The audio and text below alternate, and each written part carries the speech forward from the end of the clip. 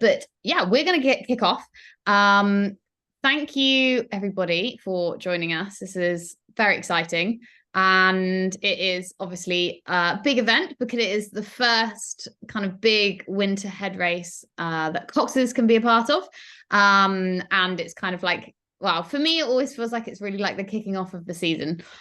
So we're basically going to be giving you kind of our tips and tricks of Falls Head.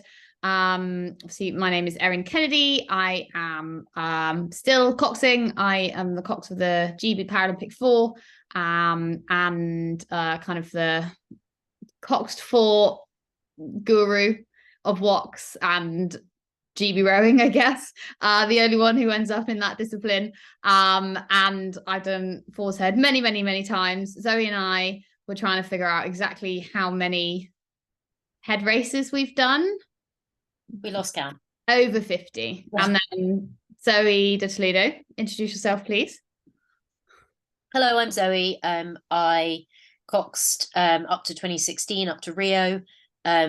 I learnt to row on the Tideway, and that was my kind of home course. And then I also raced the boat races, so I know the stretch quite well. I am far from the fours expert. In fact, actually, as I will probably complain of a few times during this talk, I actually hate coxed fours. So I'm going to hand over anything kind of fours related really to Erin, because she's the master of that, but hopefully I will be able to add my piece more to the steering side of things. Yeah, cool. Okay, so we are gonna kick off. We're gonna kind of go through Falls Head pretty logically. We're gonna start with kind of, you know, ahead of the race, then we're going to be talking about the race itself, through kind of steering, everything through to kind of how to prepare, and then how to basically get out the other side of it as well. So starting off with how to prepare, the first thing that we want to talk about is actually not us telling you how to prepare, but the first thing we would love you all to do is there's going to be quite a few QR codes. So I appreciate if those of you who are joining on your mobiles, it's going to be a little bit trickier. But I'll tell you where to find all of this information that I'm pointing you to, and it is the Falls Head website. This is one of the most important things you definitely need to read if you are preparing to race, you are coaching, or you are coxing Falls Head. It's got everything you need to know. And we're obviously going to be breaking this down today, but it is super, super important that you read this and you get an idea of essentially what the race is going to look like, whether you've done it before or you haven't done it in a couple of years, or you cox on the Tideway all the time. Every head race has slightly different rules, regulations, marshalling, and to make sure that essentially you have a safe and fun race, it's making sure you know exactly what you're letting yourself in for. So it's super, super important that you do that. So scan this QR code if you haven't already, and just save that in your Safari and have a little bit of a look later. So thinking about how to prepare, you need to be thinking about what you're doing ahead of the race. Obviously, you're already thinking about it because you are here and joining us on a Wednesday evening. So that's a very good start. But one of the most important things, whether you're joining us as a cox, we know we've probably got about 70% of you guys are coxes that are joining us or that signed up. We've got a number of people who are rowers who are coming as well, who most likely got the daunting job of steering, maybe a couple of coaches. It's to basically understand your timings for the day. It's one of the most important things you can do to make sure you're prepared and you're in control of what the day actually looks like. And when I'm talking about your timings for the day, some of the key things are basically, are you pre-paddling? If you are, fair play, because the race is actually starting at 9 a.m. So it is possible to do a pre-paddle, but if you are, then make sure you've got some lights on your boat. It's going to be pretty dark, and it's going to be pretty busy. So know if you're pre-paddling, and be aware you're probably going to have a pretty tight turnaround. Having an idea of when your boating time is, I'm going to come back to this a little bit later, but Falls Head recommend, and I would kind of agree with them, that if you are boating from Putney, you're going to need to be making your way down, basically, depending on which number you are, 6 to 7K down the river, alongside just shy of 500 other crews. So you need to be giving yourself boating time to be in place by 8:50, about an hour. It's recommending that if you're leaving from around Hammersmith, you probably need maybe about 40 minutes. But again, it depends where you are. and where your marshalling position is, but make sure that you have plenty of time. There is nothing worse than being late for a race. It's really, really stressful. The later you leave it, the more other crews will be in position, so the more you're going to have to weave around other crews. We're going to come on to this as well. It looks like it could be a little bit windy, so that's going to make marshalling even harder. So make sure you just got plenty of time. The reality is with a Tideway race is you are going to be sitting on the water for a while. So having that kind of perfect warm up, I'm going to put it out there, I don't think that particularly exists, because you end up getting quite warm, but then the athletes do need to sit there for a while. So just make sure you've got plenty of time. The other thing that's really important is have a look at the start list and have a look at who is around you. So obviously you'll be going off in a division around other boats which are similar, you know, that's a Champ Cox 4 or intermediate quads. But what's probably more important is also have a think about who is potentially in front of you and what type of boat they are, and the boats that are coming out behind you as well. For example, I'm coxing in the Champ Women's Coxed 4. It's very exciting because we're racing a para women's 4 for the first time, but we're having to enter Champ because we've been to the World Championships. However, I know that, you know, we're not necessarily going to be competitive with the top of the bunch in the Champ Women's 4. And not far behind us, there are some kind of club level men's quads. They are probably going to be catching up with us and or probably overtaking us in that second half of the race. So me being aware of that is really, really important, particularly in a bow loader.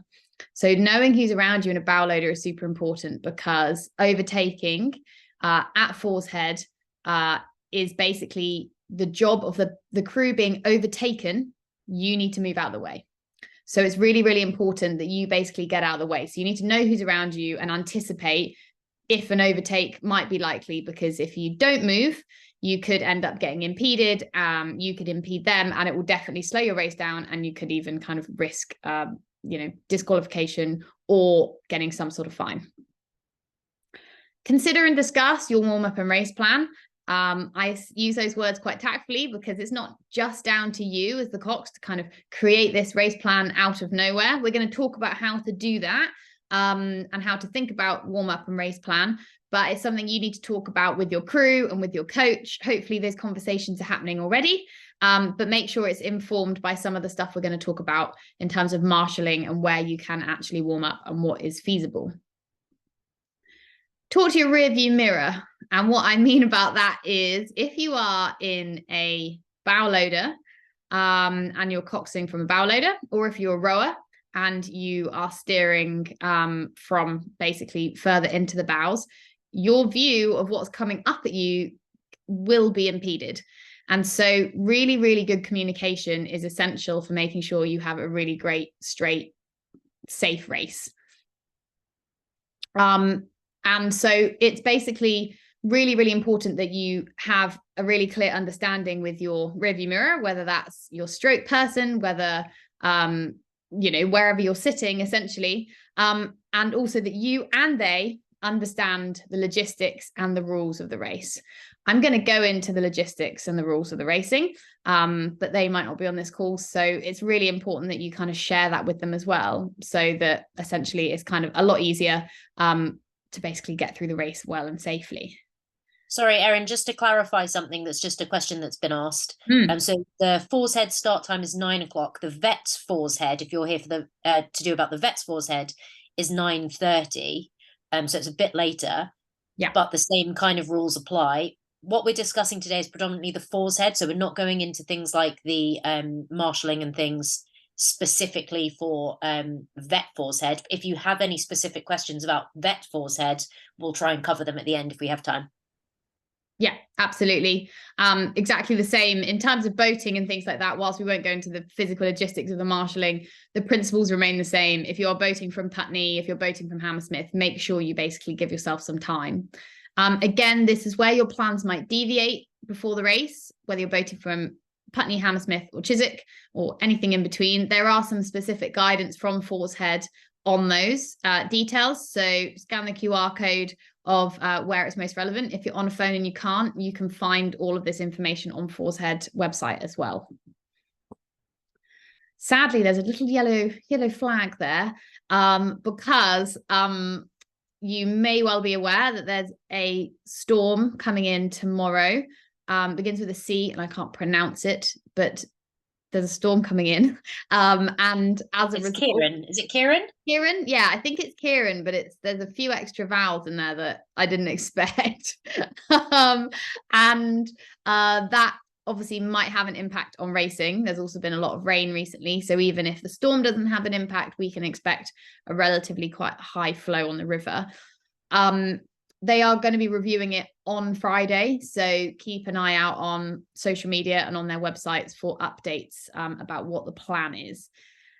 This is what the weather looks like for the weekend on Sunday at the moment.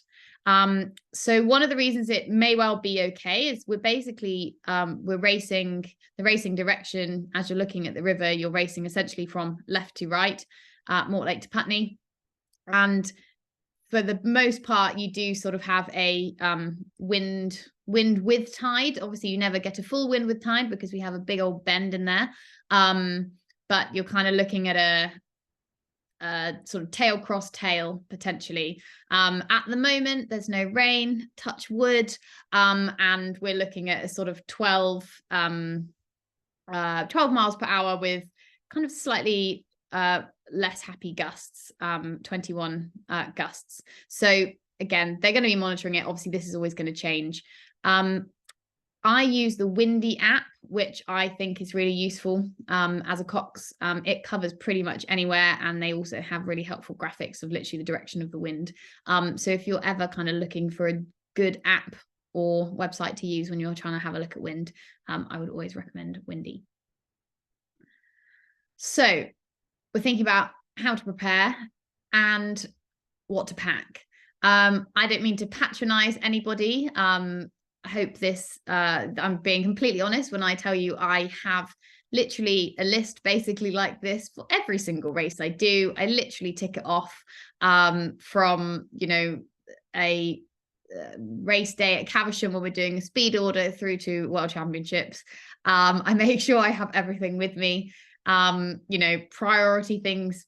Remember your cox box, speed coach, life jacket, you know, moving through to making sure you have appropriate clothing. Something that I feel very strongly about is, you know, particularly in head racing and things like that, is you not wearing a couple of layers to try and kind of be a little bit lighter for the crew is not going to make the difference between winning, you know, winning the Fours Head or not winning the Fours Head.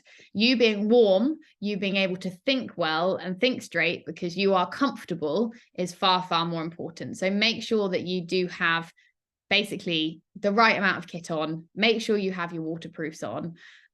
Make sure you're not coxing in wellies. Do not cox in wellies ever. Very dangerous in case you end up going in. But make sure, you know, you're ready to basically get into the boat as dry as possible as well. So if you have wellies, great. If you don't have wellies, you know, talk nicely to a stroke person who might be able to plop you in the coxing seat. I've had to do that a couple of times. But yeah, make sure you've got everything you need. And also when you're going out on the water, bring some tools with you. So you make sure that you can essentially make any adjustments if you desperately need some on the water. I have always found that being friendly with the people you're marshalling alongside is always a good thing to do, particularly if you ever need to borrow a rigger jigger or something like that as well. So it's always kind of worth being friendly with those people you're going to potentially be spending up to an hour or so just kind of milling alongside on the Tideway.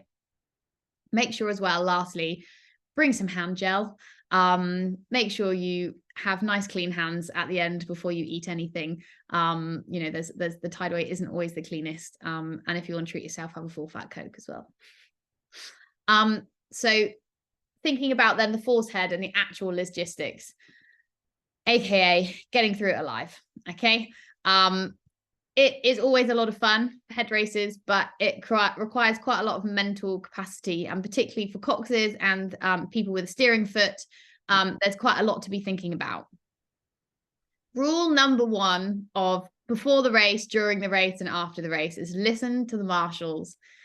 They are there for your safety. They are there to make sure the race runs smoothly. They have no agenda. They are there to help you. If sometimes, as it has happened to me before, a marshal is maybe telling you the wrong thing to do. One time they were insisting I needed to cross when actually I knew I needed to stay on the right side. Don't shout at them. They're all volunteers. Have a actual conversation with them and make sure you figure out what's going on. But generally speaking, you know, the marshals are there to try and get the race running as well as possible. So make sure you listen to them. And that's a kind of a golden rule that will definitely help you through. Equally, if you're unsure, you're not sure where to go, what to do, also just speak to a marshal and they'll be able to help you. One thing that I would add to that is that if a marshal sounds annoyed, stressed, shouting at you, anything like that, it's usually just because they're cold and wet and are stressed. So just try and take the tone of voice with a pinch of salt and just listen to what they're saying, basically. Yeah, they might have told, you know, you're the 72nd person that they've said, please move up. And the police might get slipped. They are, as it says, this is, I've just lifted this straight from the Horse Head website, but you know, they are there to ensure a safe race. Obviously, no marshal is wanting to penalize or disqualify any athletes or any boats. Everyone wants them to be there to have a good time, but do just basically listen. They are trying to be there and help you kind of get through the race as safely as possible. Okay, so let's think about what's happening before the race. As a cox, generally speaking, and I don't just mean head races, I mean any race that I ever do, I find the pre-race the most stressful part, because you've got to get the athletes there, warmed up. You've got a responsibility to keep, you know, the fin on the boat to keep the boat kind of there, everyone get there safely. So sometimes I find this really stressful. So the way I like to prepare is essentially making sure that I literally have everything sorted in my head and know exactly where I need to be and what I need to do. So first thing to think about is there are 400, and that's a very bad typo. There are crews, 475 crews, just reiterating it for you all, of very mixed ability. There are people who have been on the Tideway loads. There's people who've never been on the Tideway before. There are cox boats, cockless boats. I've said this already, but giving it, you know, an hour from Putney, 40 minutes from Hammersmith to get into position. Just be aware that you've got crews around you that may be less confident in what they're doing, / they've got their own agenda, they've got their own warm up to do. So kind of stay in your lane, manage your crew, move around crews as safely as possible, but be prepared, you know, you're going to need to wait and you're going to need to basically kind of negotiate the masses as well as you possibly can. When we show you the full kind of map of the Tideway, you know, we can just point out what normal navigation essentially looks like, but it's making sure that if you are going against the stream, that you are basically on the in inshore zone, so you're essentially inside of the buoys, which generally is obviously the tightest part of any bend. And then if you're going with the stream, that essentially you are traveling in the fairway, which is essentially the main part of the Tideway. So stick to normal navigation until you reach the marshalling area. On the next slide, I'm going to be showing what the marshalling area actually is. Great question. Someone's already put this in. Nothing other than paddling in the marshalling area. So you need to make sure that in the marshalling area, you are only paddling. And you may well need to be rowing in pairs as well. So make sure that you get kind of any work that you want to do before the marshalling area begins. Obviously that is a little bit more challenging, obviously, if you're boating down in Chiswick, but that means, you know, you're going to need to go into the fairway to do your work there essentially, and then kind of tuck back in. So once you're in the marshalling area, in the inshore zones, you shouldn't be doing anything at pace. Having said that, if a marshal is asking you to move up and fill the gaps, that's the time to, you know, not do a burst, but certainly you might want to row at a firmer pressure. Yeah, absolutely. Fill in the gaps. This is probably one of the biggest bugbears of any marshal, is if there's just big old gaps hanging around. You know, often you might be there and your crew kind of 75, and then the next crew up to you was 78. Don't leave spaces for 3 crews in there. Okay, so move up as you would, move up to 78. And then if those other crews turn up, you know, then we can kind of make space for them. You can have potentially 2 crews alongside each other. That's absolutely fine. It's not necessarily going to be kind of single file, but basically don't leave gaps. The bigger the gaps, the bigger the challenge it is for the marshals. And then kind of it means that marshalling area gets stretched out much, much longer, which means actually that the race just takes longer to happen. So keep pushing up, keep filling up the gaps. And remember, obviously, you're not sitting on a flat lake. You are going to be moved. You're going to be pushed around by both the wind and the tide. So you're always kind of going to need to be active and tapping. A good way to kind of keep your crew kind of warm and entertained is don't just use your bow pair. Mix it up. Use your stern pair. Kind of keep people moving, because that'll also keep them warm as well. So this is your marshalling area. So if you have a look at it, it looks a little bit confusing with lots of basically different colors, but it's relatively simple. So there are 475 crews, and basically it gets split essentially into, you know, the yellow who are on Middlesex and the white who are on Surrey. Here, Surrey is kind of on that south side.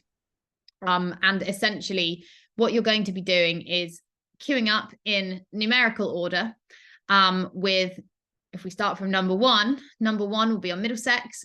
Number 1 will be closest to Chiswick Bridge, all the way up to 81, which will be closest on the Middlesex bank to queue. Then on the other side, you'll have 82. 82 starts on the Surrey side, closest to Chiswick Bridge, all the way down to queue, where you've got 160. So what will happen is, from crew number 1 will be told to turn. They'll basically be instructed by the marshal to turn into the middle of the fairway. They'll turn in, and once they're turned and ready, they'll basically be set off to go, and the marshal will be going down telling them to turn. Once then basically number 81 has turned and gone past, they'll essentially be waiting probably normally 1 or 2 minutes, and then they will basically start 82 to turn. But as soon as essentially 82 starts turning, crew number 235 to 261, that D3, will then basically be told to row up and then take their places from Kew Bridge to Chiswick. So essentially it's a constantly moving AB, AB. The marshals have done it a lot of times before. If you've never done it before, sometimes it feels quite complicated just looking at it very hypothetically like this, but actually it all runs pretty smoothly. Generally speaking, you'll get an idea of, obviously, if you are in Division 1, because you'll be getting to kind of 10-2, 5-2, it's time to start taking kit off. Once the division sort of opposite you and before you is going, that is the time that you want your athletes to start getting ready, because what you don't want to do is being told to turn and they're still taking kit off. The marshals, once they tell you to turn, they want you to turn and go. We have had some chats with the Force Head Chief Marshal, who said one of the marshal's kind of biggest bugbears is when people take their time to turn, they tap turn, there's massive gaps. Okay, what we want you to do is, essentially, you're going to be tucked into the bank, but you'll want to need to find kind of more of the center of the river to go through the center arch. So get stroke side or bow side to row kind of full strokes, get yourself out and get yourself turned. As soon as you turned, get going and start rowing. You want about a length of clear between you and the boat in front of you. You don't need any more than that. You definitely don't want overlap, so you might need to give them a little bit of space, but basically, once it gets going, turn and go. Hopefully that makes any sense. If there are any questions about marshalling and what that actually looks like, then ping them in the chat or ask them a little bit later. So if we move on to logistics sort of during the race, start is 9 o'clock and people will not wait for you. So you need to be in marshalling position by 10-2. You'll basically turn and go. If there are gaps, you know, like I said, there might be an 85 followed by an 87, 86 hasn't turned up, you just crack on and go. Again, as soon as you're told to turn and get going. The start, Zoe's going to go into a little bit more about steering the tideway, but the start is at the University Stone after Chiswick Bridge. You will probably hear, or you may well hear, your kind of crew being called and a go. The go is just a sort of, that's just nice for you. It's not specifically when you're starting. Basically, what you want to start doing is kind of getting firm pressure. You want to getting up to pace as you're going under the bridge. And then that start line is just on the other side of Chiswick Bridge. And that is where basically the timer will start from. Important things to think about during the race is you have to pass through the center arch of the bridges, and you have to be on the fairway. You cannot be taking the boat race line on a really rough and windy day and basically trying to stick in the inshore zone. You need to be basically in the main part of the river. And I've mentioned this already, but I will say it again because it is a new rule since 2019. It's very clear. You must safely give way to overtaking crews. And importantly, all crews have a responsibility to avoid collision. So the overtaking crew does also have a responsibility to avoid collision. So you cannot bully and force someone into a space where they might not be, maybe make them stop rowing or anything like that. You need to kind of very clearly, ideally indicate, by where you're putting your boat on the water, where you're going to be. And make sure that essentially you are really clear and you kind of take the line that you want. But sometimes, it might not be the perfect line. You might be approaching a bridge, and the safer way is actually maybe to take the slightly long way around. Again, it's all about safety and making sure that you don't have a collision, because that will slow you down a lot more. And then lastly, logistics for after the race. The hardest time to get an athlete to basically listen to what you're trying to tell them is when they've literally just finished a head race. But essentially, when you cross the line, and the finish line is on Putney Pier, so there will be the kind of umpires on Putney Pier, basically keep rowing, don't stop. They can obviously drop the pressure, call it down, but try and make sure they keep moving and keep rowing. This is when accidents can happen. They want you to go through both bridges, so Putney Bridge and also the railroad bridge as well, until basically a marshal will tell you to turn on the other side. There'll be tons of marshals. Occasionally, on some head races, they do end up asking you to turn between the two bridges. That's entirely at the marshal's discretion, but assume that you'll be passing through both before you turn around. And then this is also important. Once you've turned, you have to pass through Arch 4 because Arch 5 is currently closed. There's work going on Putney Pier. So essentially, you will turn, go through Arch 4, and you can see on the little diagram there, essentially you pass in front of Putney Pier as you go into basically the buoy line and then into that kind of inshore zone in front of Putney. Obviously, be aware around you at that point that there's going to be crews who are wanting to land in Putney. If you're not landing in Putney, try and stick closer to the moored boats. That would just be a lot safer for you. And if you want to stop, people want to grab a drink, people want to kind of put kit on, anything like that, try and stop after the Putney embankment. So you've just got a little bit of space. You're not stopping. You're not getting in the way of anybody else. So try and just keep moving and keep rowing. And also that will just be good for your rows to flush the lactate out as well. And when you're getting home, depending on where you have boated from, it's really, really important. Obviously, you don't impede any racing crews. And you can cross if you're needing to cross, if you're boating from Fulham Reach, for example, or anywhere across the river. But essentially, you can only cross when you're instructed to cross by a marshal. And make sure you just cross really fast. Don't hang around. Make sure, you're not rowing half slide or anything like that. Turn, don't tap turn, get yourself across, because also if you're crossing on a diagonal, basically straight across the stream, be aware, obviously the stream is going to be bullying you around a little bit. So just make sure you're really safe, particularly if you're crossing in front of bridges. Okay, a lot of information. If anything you want us to kind of go back over, you can ask us at the end in the questions, but also all that information can be found on the Force Head website as well. So now to get away from logistics and talk about the fun stuff, I'm going to hand it over to Zoe. Yeah, I feel like you got the rough deal here with this. Okay, so what I'm going to do is I'm going to have a quick run through an example of a race plan that I use on the Tideway. Erin might jump in with something different that she does. The point I'm just trying to make really with this is how simple my race plan is. That's partly because I think that rowers don't need something super complicated, and it's partly because I'm quite stupid, and if I don't keep it simple, I forget about it. So it's better for me to keep things simple and I don't have to worry about it. And then once I've finished just running through that, I'm going to talk through the steering stuff. So this is an example of a race plan I use. the first part of the race is going to be about getting out there, getting onto your race pace, and finding a solid rhythm.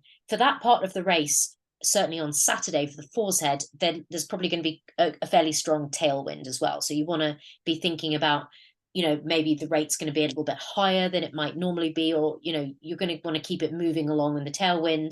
You're going to have to be maybe a bit more technical with your crew, keep them switched on with that kind of thing, because it might be a bit bouncier. But essentially for that first, 3 to 4 minutes, really, from Chiswick round to Barnes Bridge, I'm going to be focused on getting onto a good rhythm. Different crews are going to have different ways of getting out the start. Some will go high and, push down onto a rhythm. Some will just go straight up onto a rhythm. That's down to you guys. But that first part of the race, I really want to make sure my crew is developing into something that is strong, long, and sustainable for the race. And then what I do, generally speaking, is I do the same thing at both bridges that you race through, Barnes Bridge and Hammersmith Bridge. I like to use the bridges to add a bit of sort of symbolism into my race plan. So I tend to do something catch focused going into the bridge. So for 20 strokes going into the bridge, I think about, getting the boat picked up early, maybe getting the catches loose, but I pick one catch focus, whatever works for my crew. And then coming out of the bridge, I like to do 20 strokes with a finish focus. And I like to ask my crews to sit up, to lift their heads up, to look up to the bridge, and really physically think about pushing away from the bridge, which is why I like doing it coming out of the bridge, because I think it adds an element of, being able to see that big structure there. They can really think about pushing away from it. I then do a 5x20 technical focus. And I'll start that first set around the bandstand. So I do 20 strokes times 5 on 5 different technical focuses. Again, these have to be something that work for you and your crew. There's no point doing the same one that, I might pick or Erin might pick for her crew. The way I like to do it is I like to do it in a cyclical fashion around the stroke. So I might start with, picking up the front end, and then I might talk about, driving the legs, and then I might talk about the finish, and then I might talk about the recovery, and then I might talk about the catch. So you see how those technical focuses all kind of feed off each other. And I'm going to do 20 strokes on each one of those focuses. So this is going to take quite a long time. Like, this is going to be a good few minutes of rowing. And actually often it's slightly more than 20 strokes, and there's a few strokes in between. So it's not just, this doesn't cover 100 strokes. This will often cover 120, even more strokes. That kind of takes you quite a long way around that bend, really. And that bit is probably going to be a bit more challenging with the wind, because there's going to be a crosswind there with the current forecast. So think about, for you, some technical focuses that might work when the water gets tricky. Then I find that once you come towards sort of St. Paul's, towards Hammersmith Bridge, there's more spectators there, there's more noise, there's more action. You can kind of feed off that a little bit. You can use that to build excitement coming into the second part of the race. And then coming into Hammersmith Bridge, I do those exact same focuses, the 20 catches in, the 20 finishes out. Then when I get sort of Harrods, just past Harrods, I do those 5x20 stroke focuses again, exactly the same, in exactly the same order. And that kind of takes you, again, quite a long way down that part of the river, which can be a lot quieter. And whilst your tailwind will be back there, it's much more open. So again, that's when it could potentially get choppier, because there's just more expanse of river there. And that kind of takes you round, sort of coming down towards the milepost or the Black Buoy, depending on the conditions, the speed of your boat. And then you're thinking from there about your finish sequence, whatever that might be. And for some people, your finish plan is going to be just to hold your pace. Some people might want to lift it a bit. Some people might start that earlier. So I wouldn't, specify that for you guys too much. But the point I want to make there is how simple that race plan is. It's rhythm for from first bridge to the second bridge. It's the same 2 focuses at each bridge, and then it's just those 5x20 technical focuses twice, exactly the same. So just an example, really, of how simple I think it can be. Obviously, if you're overtaking, being overtaken, there's lots of additional stuff. You might have specific moves that you do to help overtake, or if you're being overtaken, those are going to be mixed in there. But that is basically my rough overall plan. feel free to steal it, because I stole it from someone else. Okay, so these are just some of the landmarks. I think a lot of people these days have additional help with the landmarks, speed coaches, distance measures, whatever. But it's good to know roughly. You don't need to know that it's exactly 2.2k to the pier, but it's worth knowing that Chiswick Pier is around the end of the first third, basically. Likewise, knowing where the halfway marker is, which I'll show you when we go through the steering, and also about where you're going to start winding up to the finish. So the black buoy to the finish, for example, is 600 meters, which sounds like a lot, but obviously on the Tideway with the stream running, that's going to go pretty quickly. So have an eye on those rough markers. Just, you don't, like I say, you don't need to be exact. You don't need to say we have 1.3k to go, but you're going to want to have a rough idea about, maybe the thirds, quarters, that kind of thing. Great. I chucked a couple of things. I wrote the PowerPoint, so it's probably like, what does this mean at the bottom? But a few things that I think, questions about how do you cox such a long race? I think kind of, particularly if you haven't done something like this before, Zoe's kind of race plan is a really, really great place to kind of build your race plan from. Because I think basically between that first bridge and then the bridge, if I go back to here, they kind of those two big sections between the bridges beyond the start, there's a sort of no man's land. So I like to think for me about kind of it is what are the different stimulus I'm using. So, and that really depends on you, but that can be distance, whether that's on your stroke coach or having an idea of how long things are taking. The markers, so physical markers like the bridge, bandstands, Fulham Football Club, Black Boy, things like that. But also you can use time as well. For the next minute, I want us to do this. Yes, that's really good. Okay. And then the next 30 seconds, I want Balfour to do this, or, well, I'm saying Balfour, there's only 4 of them. So all of them are Balfour, but you can get all of them to do something, or just your pairs, you can really try and mix it up. And so I think the big thing is think variety, to keep it interesting for them and for you, but you can do that kind of in quite a simple way. But yeah, the big thing is keep it clear. Just be really clear about your communication. You don't have to fill every single second. And also we're about to go on to steering, but steering and safety comes first. And I often say to my crew, we're in the middle of something and then I've got a situation going on, whether that's a log in the water or a crew overtake and we're overtaking or something. I might be like, okay, what I want you to do is you can do that really tactfully and ask them to listen to something, because what I need is some silence from myself to navigate a situation. So rather than just going dead silent, you could be like, okay, I want you to listen to the sound of the catches the next 20 seconds and really try and clean these up or something like that. But actually you're just getting 20 seconds to figure out how the hell to overtake this crew, so don't be afraid of silence, but make sure that your steering and your safety comes first.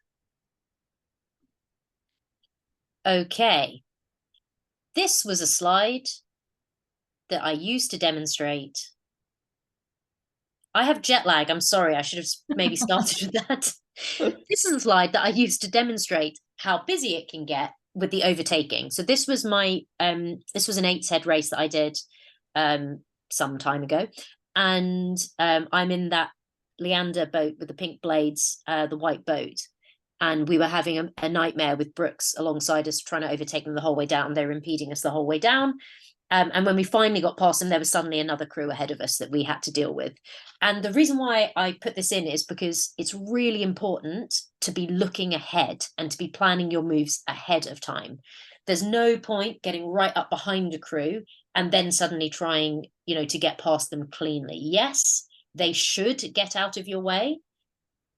Remember, they may not be competent to actually do that smoothly. They might not know which direction you want them to move in.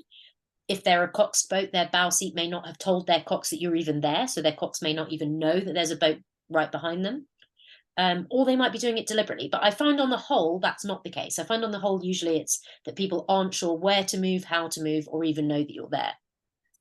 So you need to plan ahead. You need to be looking right up ahead, thinking, what's going on ahead of me? Who am I going to catch? How am I going to get around them? Which way do I need to go? And do I need to make it very clear to them? Do I need to say, crew number 75, I'm coming past, move to stroke side. So they know which direction you want them to go so that you can get past cleanly. That was the point of that slide. Right. Okay, here is the course. This is my hand-drawn map of the course, which luckily I'm going to actually use pictures to demonstrate. I'm not going to expect you to work off my shoddy hand-drawn map. Quite good, So, actually. thank you. So we're going to start at Chiswick Bridge. Now, I will just say that these pictures are stolen off the internet and potentially Google Maps. So they're not, the position of that these pictures are being taken from is not always the position that you want to be in. But I'm using them to demonstrate about where we're talking about on the river. So this is what you're going to see as you head down towards the start. Different crews like to get down towards the start in different ways. Some just paddle and then wind it straight up. Some like to, maybe take it up into the mid-20s and then build from there. That's down to you and your crew. I would want to be approaching Chiswick. Hang on, I'm actually going to stop. I need to say something more important. The key to steering the tideway is you are trying to keep your boat parallel to the bank. The stream runs parallel to the bank. So if you look at the shape of the river from top down, that's the shape that you want to be taking down the river. There are obviously bends, but there are also parts of the river that are straight. So your aim is to keep your boat parallel to the bank. Now, the thing that is tricky about this, and the reason why I'm saying it over and over again, is because the bridges don't necessarily, in fact, they don't lie at 90 degrees across the river. So if you are going through the bridge directly at 90 degrees, you are no longer parallel to the bank.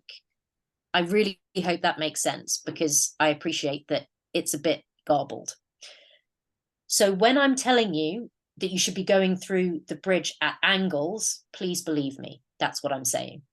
The bridges are not directly, cleanly 90 degrees across the river. So if you're going through them at 90 degrees, you are not going to be parallel to the bank anymore. Right, so we're approaching Chiswick Bridge. I like to approach Chiswick Bridge just to the right, and I'm talking about this from a cox's perspective. So I know there are some rowers on this call. I'm really sorry. You're going to have to make this work in your own head for being backwards, because I don't think I can do that. I've tried steering with a foot before. It hasn't gone well for me. So I will do my best, but I'm going to talk about this from the cox's perspective. So I want to be slightly to the right of the center of the bridge. I want to go through the bridge underneath the middle, but pointing at an angle that's around quite sharply. I would say probably, if straight on, if we're going to call straight on 90 degrees, probably want to be kind of 40 degrees off that. So quite a sharp angle across the bridge. And the reason why you want to do that is because the first part of the race between Chiswick Bridge and coming up to Barnes Bridge, you want to be roughly 1/3 from the left-hand side, 2/3 from the right, roughly. So you're not going to be straight down the middle of the river. You're going to be to the left of the center as the cox sees it. Erin, I'm going to hope you keep nodding, and hopefully that means it makes sense. Yeah. And that, so I'll just throw in. So then if you're marshalling on the Surrey bank, when you turn, you want to turn 90 degrees to the river and then paddle a little bit before you turn again. Otherwise, you're going to be a lot closer to the right-hand side when you're going straight rather than the left, particularly if you're one of the earlier boats in your division. Yeah. So we've gone through Chiswick Bridge at a good sort of 40-degree angle pointing to your left. There are some buoys along this stretch on your left-hand side as you're coxing, on your right if you're rowing. You need to not hit those, obviously. I say obviously, but let's face it, most of us have done it at some point. So keep an eye on those. The closest one you're going to get to is the one just before Barnes Bridge on the left or on the rower's right. But you'll still want to be a good sort of boat width and blades away from that. As you come down towards Barnes Bridge, you want to find yourself just drifting out from the left back slightly more into the middle of the river. There's a pub on the right-hand side or the rower's left-hand side, called the White Hart. It really stands out because there's not really much else on that side of the bank. You want to, by the time you get to the White Hart, you want to just drift it out again from that third to the left, which is going to make you feel almost like you're rowing into that buttress that's on the left-hand side of the center arch. You're going to let yourself drift into the right-hand side. And then you want to aim to go through Barnes Bridge with your bow side blades under the middle. So you're slightly to the left of center, or to the right of center if you're rowing. And you want to be, again, pointed at a fairly sharp angle to the left, so towards the left-hand bank. And again, that's because you want to be coming out of Barnes Bridge about a third from the left, 2/3 from the right. Barnes Bridge, I find, is one of the hardest bridges to navigate because it is at quite a strange angle across the river. As you approach it, you feel like you're going to row into that left-hand buttress of the center arch, and you need to let yourself drift out and draw yourself back in and try and do it smoothly so that you're not having to turn sharply under the bridge. There's no points in this race unless you're doing some strange overtaking or, you know, you've been forced around something that you should have to do anything sharply. If you're not side by side with another crew, you know, if you were doing a boat race, you would want to turn sharply under Barnes Bridge. But if you're doing a head race, you want to go smoothly round. So you've drawn yourself out a bit into the middle of the river. Your bow side blades are going under the center of the arch. And you are, again, pointing to put yourself back on that left-hand bank. And I'll show you the reason why. So hopefully this next slide. So this next slide is the view off Barnes Bridge. Obviously, it's taken from quite far along the right, but if you look at the right-hand side of that picture, there's a lot of shallow water. You can see a lot of ground there rather than river.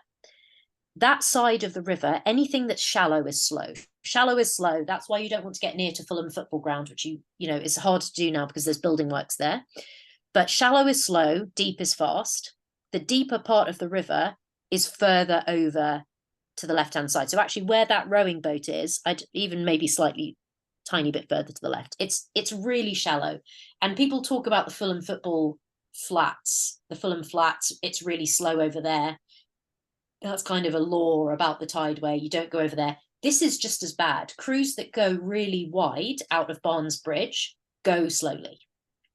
So you're going to come through Barnes Bridge, pointing slightly over to the left. So you're putting yourself back over a third to the left-hand side, 2/3 from the right. Okay. The next major landmark you're approaching is the Chiswick Pier, which is there on the left-hand side of that picture, and it sticks right out. Now, the tricky things when stuff sticks out is that you're still trying to keep your boat parallel to the bank, and you need to try and not get distracted by stuff that's poking out into the middle of the river. It's worse when we get to the Ayot, Chiswick Island, which we'll come to next. So as you go past the pier, you're starting to bring yourself out into the middle of the river. But because of the pier sticking out, it's going to feel like you're much closer to the pier than you are, obviously, to the right-hand bank. And again, I would say you probably want to be one boat width with blades to 1.5 away from Chiswick Pier. You're going to then hold that line from the right-hand bank. So you now want to switch your focus to the right-hand bank that you're turning around. You want to hold that distance from the right-hand bank. You're pretty much going to be in the middle of the river here, and you're going to hold that distance all the way around this big part of the bend until you start approaching really St Paul's School. The next slide you'll see is Chiswick Gate. This is a distracting point because it really comes out a long way into the middle of the river, so it can push you right over to the right-hand bank and push you to cut that corner. Also, because the air itself isn't straight, it can make you wiggle out around it. So what you need to do here is you really need to keep your focus on keeping your shell parallel to the right-hand bank and kind of try to ignore Chiswick Gate as much as you can. Like, try and not pay attention to it because, you know, you're going to be at different distances from it depending on which bit along it is. It's kind of not a helpful landmark in terms of steering. The one thing I would say is helpful is what I like to aim for in terms of my position in the river is basically being halfway between the far end of the Ayot. There's actually a big post there, and there's then a buoy that marks the fairway from the inshore zone on your right. I like to be in the middle, so equidistant between those two things. Unfortunately, there was no picture of that, so you'll have to take my word for it. The next thing we're going to look for is the halfway mark. It's a set of blue doors on the left-hand side, which was pretty hard for me to actually indicate to you. Essentially, it's, 30 seconds or so after the end of the island. It's not a great landmark, to be honest. It's pretty easy to miss. So I wouldn't worry too much about it if you don't get it. But know that roughly, even if you call a minute after you've gone past the island, if you call at that point, into the second half, you'll be fine, basically. So what we're doing now is we're trying to hold that line all the way around that bend, and you're trying to hold it. Oh, there's a black and white post now marking halfway. Excellent. Thank you, Madison. That's very helpful. You can tell I haven't been on the Tideway in a while.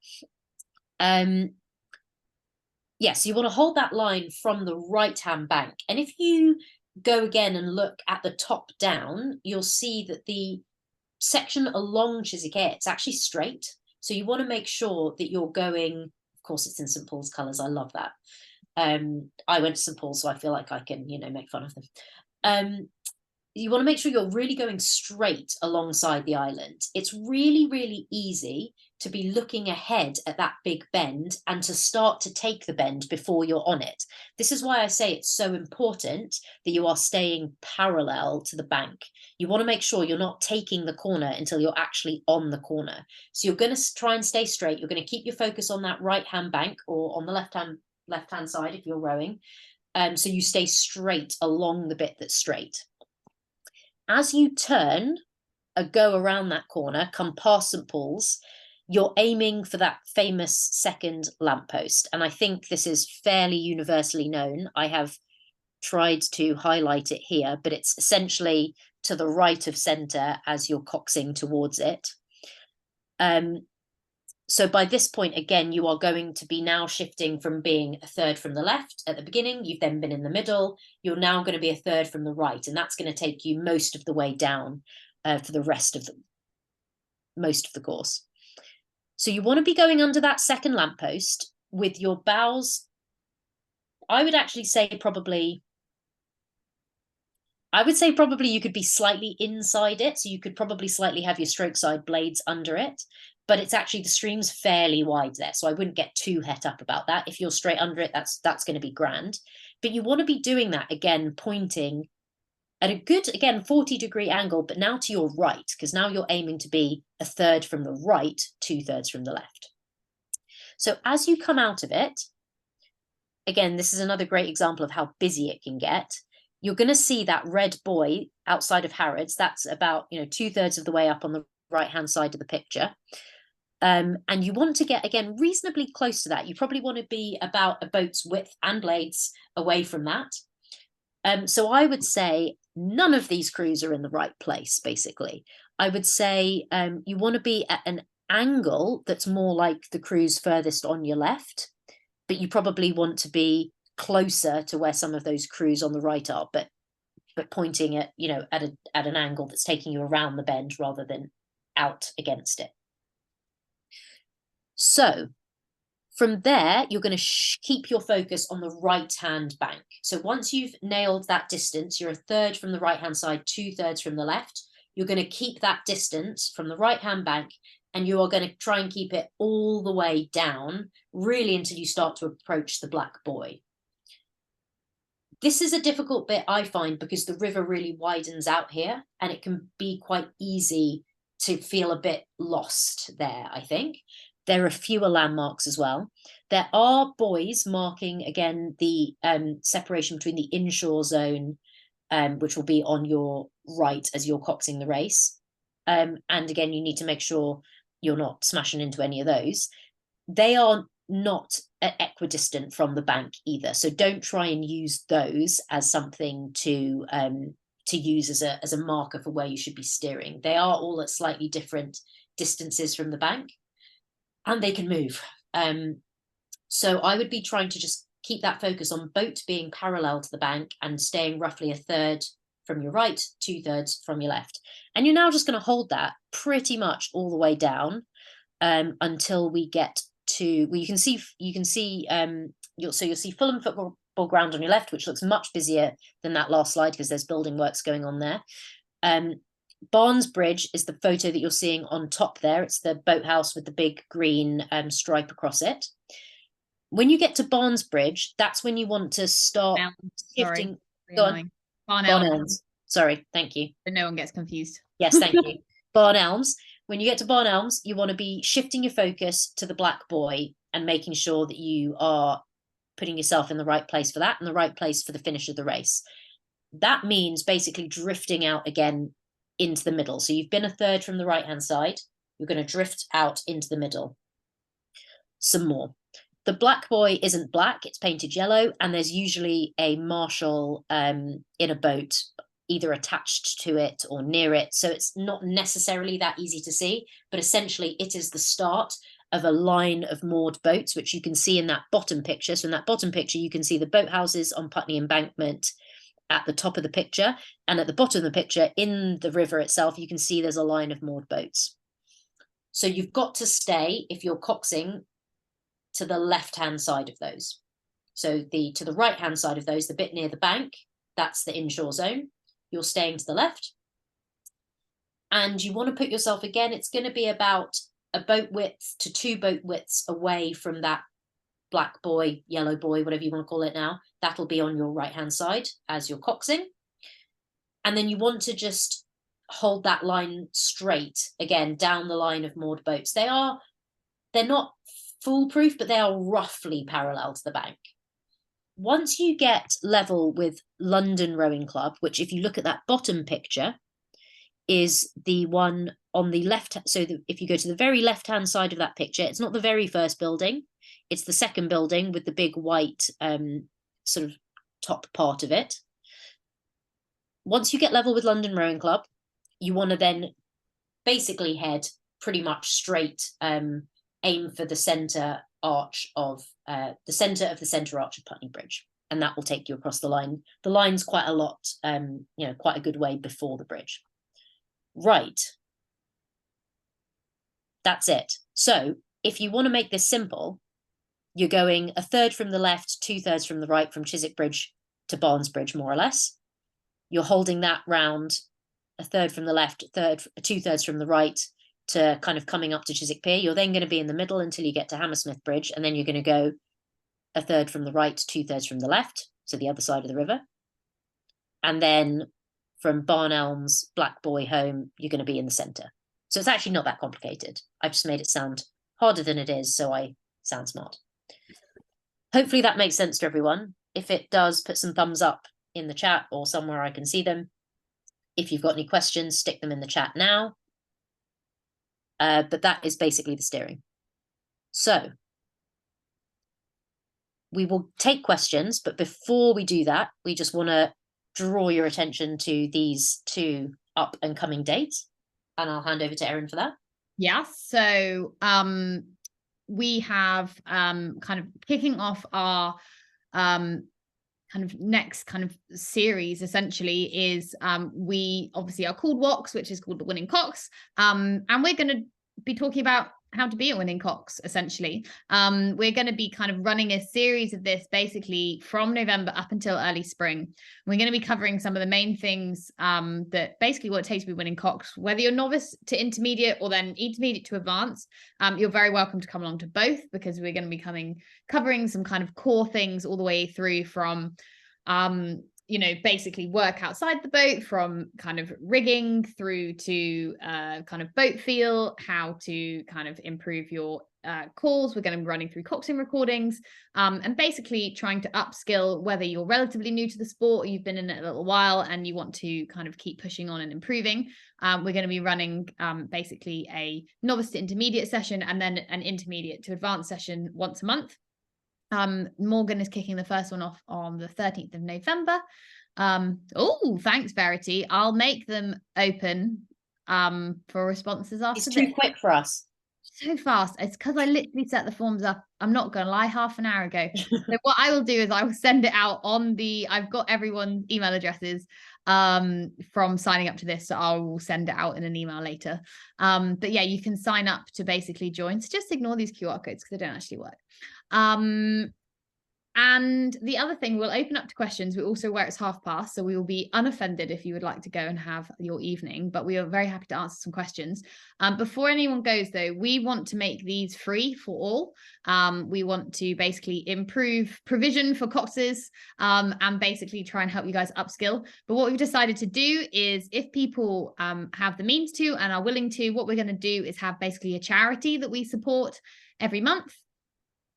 Our charity for this month is Love Rowing. If you don't know anything about Love Rowing, they're doing fantastic things about increasing access to rowing in some of the areas and communities that traditionally have never really been able to row. They're also trying to increase accessibility for different people with through kind of from impairments through to different kind of adaptations and provide kind of equipment. So they're doing some really, really good stuff for our sport. So if you have enjoyed this and you feel you're able, please do scan that QR code, which will take you to a Just Giving page, and you can donate whatever you feel you would like to, and it'll all go to Love Rowing. So that's about it. If you have any questions, we are very happy to answer them. Do you want to ping them in the chat or put yourself off mute? And feel free to ask. And equally, our Instagram DMs are always open. So if you have any questions, you can always ask them there. We're going to be putting a couple of key slides from that onto our Instagram, which will hopefully help if you need to refer back to anything. And we've also recorded this, so we'll be sharing the recording as well. You can slide into our DMs, as the kids would say. Yeah. So we'll give it a few minutes for anyone to ask questions. We're happy to chat about anything. I'll actually kick us off while we are waiting to see if anyone has anything they want to ask. As I said at the beginning, I hate cox fours. They're not my bag. And Erin is the queen of cox fours. So Erin, my question would be, obviously boat feel is a massive topic. It takes years and years to develop it. But if you could give like a couple, maybe like 2 top tips for like boat feel in the coxed four, like how to get the best out of your crew from a technical point of view. I know that's a huge topic. And if you can try and distill it into, some short sentences, I'd appreciate that. Into 2 things. I would say the first thing is make sure you fit your seat. So one of the biggest challenges I think of a cox four is unless I've got some lovely Hudson cox fours where they have movable foot plates where you can actually put your foot plate somewhere that your feet are actually touching the bottom of the boat. If you don't have that and you're just sort of sloshing around in there, you're going to minimize and compromise your boat feel. So I have some very technical pieces of equipment, which are basically some pieces of foam I found in the boat bay that I turned basically into a massive kind of cheese block, literally big old triangle that I pushed down into the bottom of the boat because why would you ever cox with flat feet? That's just really painful on your hamstrings. So get something that you can basically put in there and you can point your toes. And then I also have, those things like on a bike rack, if you're like stacking your bikes and you've got those kind of like round foam things and you can like slot it on a bike. No one knows what I'm talking about. Yeah, you can basically put one of them underneath your knees so your knees don't lock out. Obviously, if you don't have that, literally roll up a towel, anything, put it underneath you basically, you haven't locked out your knees and you pointed your toes.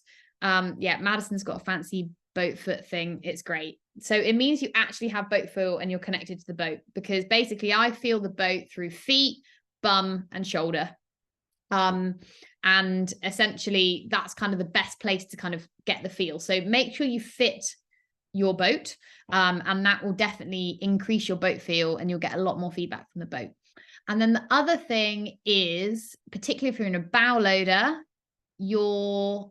you've got to work harder, I think, at building relationships with your crew, because you don't have the non-verbal stuff that you normally have with a stroke person. And you also don't have the ability just to cover your mic and have a little chat with them about what they think or what they'd like.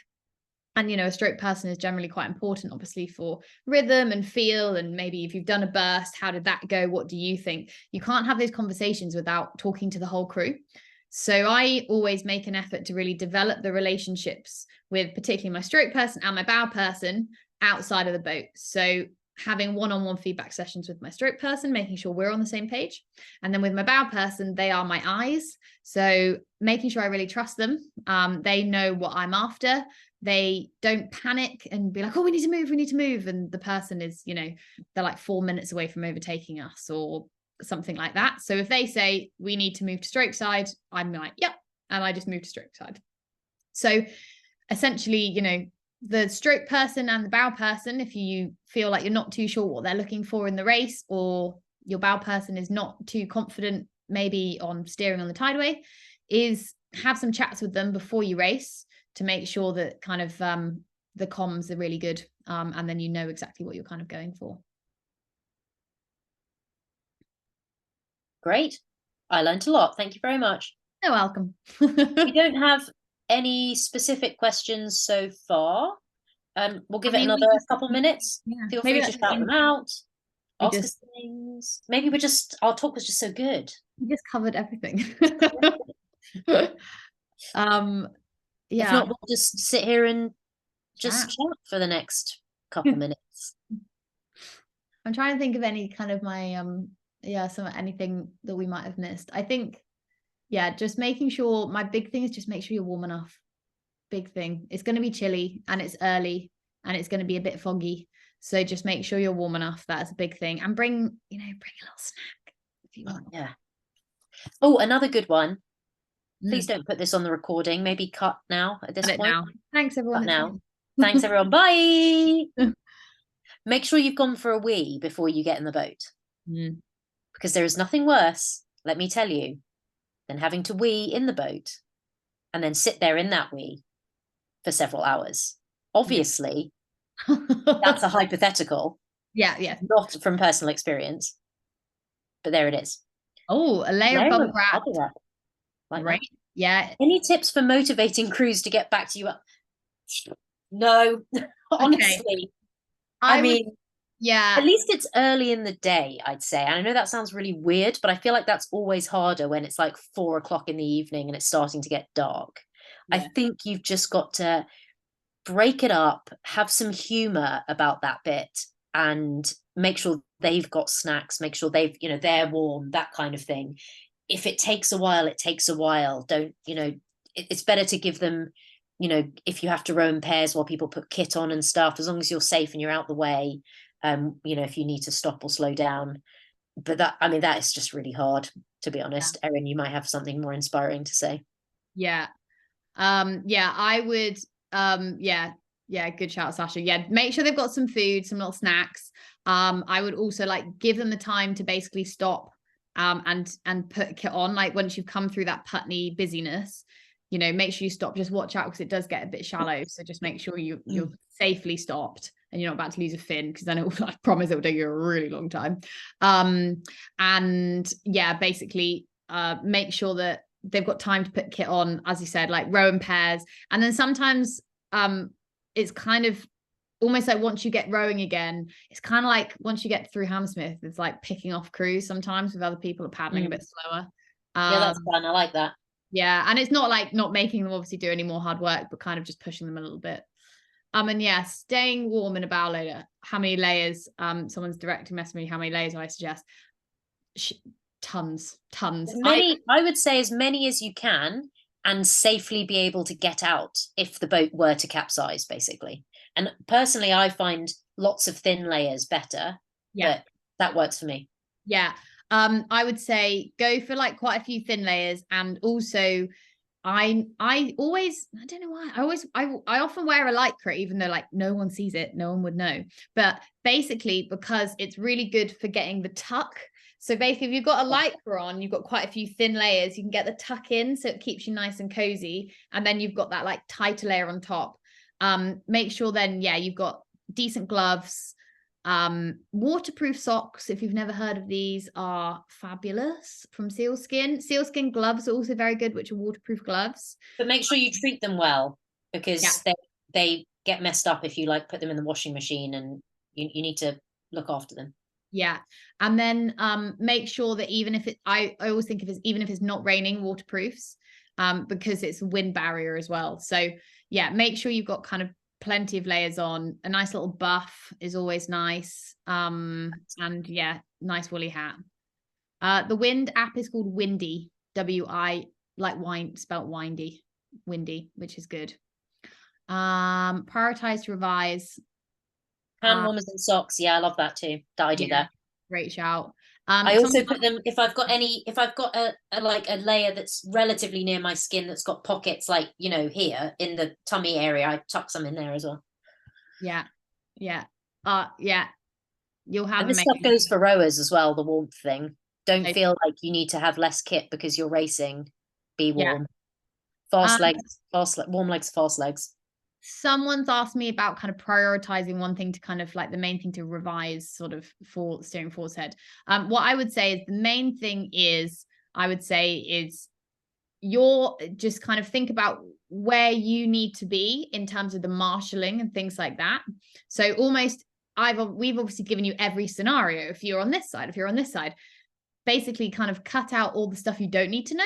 Because all you actually need to know is I am this number, so I need to be here on this side. I'm voting from Putney, so I need to spend this long, and just figure out your timings, because I think that always makes me more relaxed. And then thinking about the racing, I would think about the steering, and I think use Zoe's race plan as a great opportunity. And actually, do you know what? Be spontaneous. You don't need to have a fully set race plan. Something catch related, and I promise something will come to you. Something finish related, and then going through that working through the boat thing. And even if you don't maybe want to work through the boat, but even working through the stroke, you can work through the boat and what every individual's working on, but don't necessarily make it obvious that it's that person. But you know, maybe they really need to do this, but let's get everyone to do it for 20 strokes, and they need to do this. And so yeah, I would say they're the big things. I think is where your boat needs to be would be your kind of priority, just because it will make you feel less stressed and safer. Now it is 1:45, so I think we will call it a day there. To the lovely 35 people who are still with us, thank you for giving us an extra 15 minutes. But yeah, as we said, like drop us a DM if you have any follow-up questions.